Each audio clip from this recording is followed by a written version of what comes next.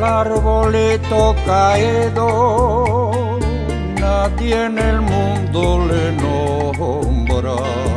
Es verdad que no da sombra, porque se encuentra caído.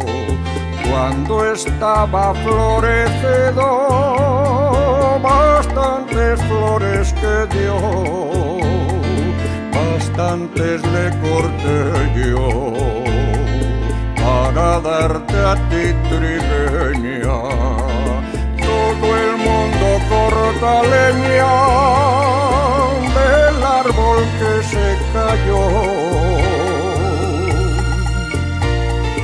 La sonrisa que al pasar era frecuente entre halagos, hoy son silencios amargos que pretenden humillar. Si te paras a pensar, sorprende a propios y extraños.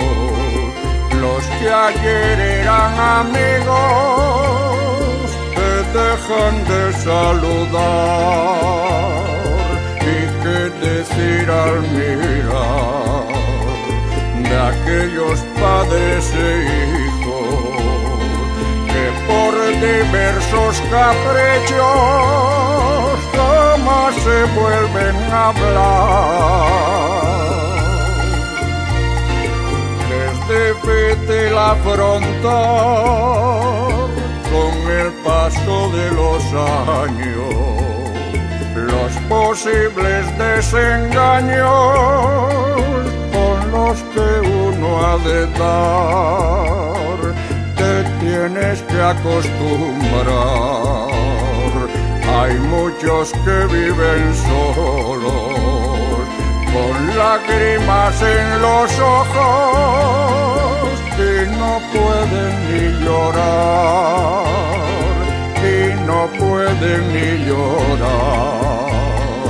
El manantial se secó, todo el mundo corta leña del árbol que se cayó.